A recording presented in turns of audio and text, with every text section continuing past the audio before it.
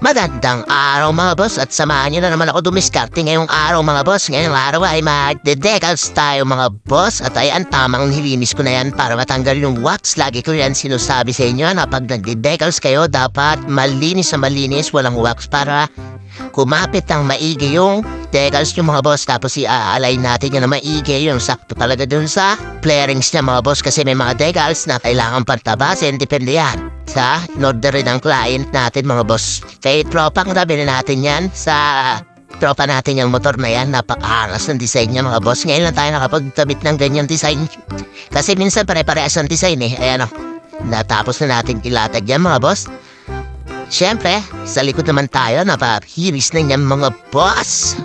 Ito naman yung lalagyan natin sa likod mga boss, diba? Plain na plain lang, kaya lalagyan na natin ng sticker yung mga boss. At ayan, nilinisan na natin din kagad dyan. Tapos i-align natin yung sticker.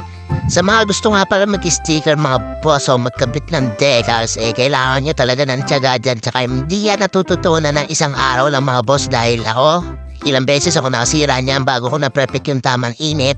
At yung tamang, yung sa sticker, may mga iba't ibang klase kasi ng sticker mga boss. Kaya doon ako nagbabase kung paano ko siya ilalatag kasi may mga sticker na pag ininit mo tapos kinangat mo ng isang beses ay naiiwan na yung dikit ay yung mahirap na ikabit mga boss. Kaya kung magkakabit ka ng decals, tingnan mo kung naiiwan yung dikit, bawal na yun, iangat-angat. Ito na nga pala yung itsura niya dati. At eto na siya ngayon mga boss.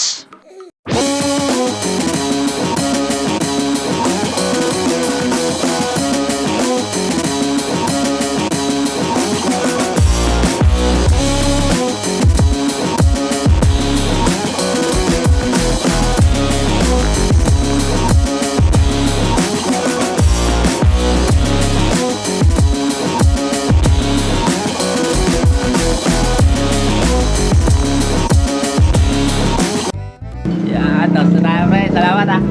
Thank you. So, ay, tapos na tayo.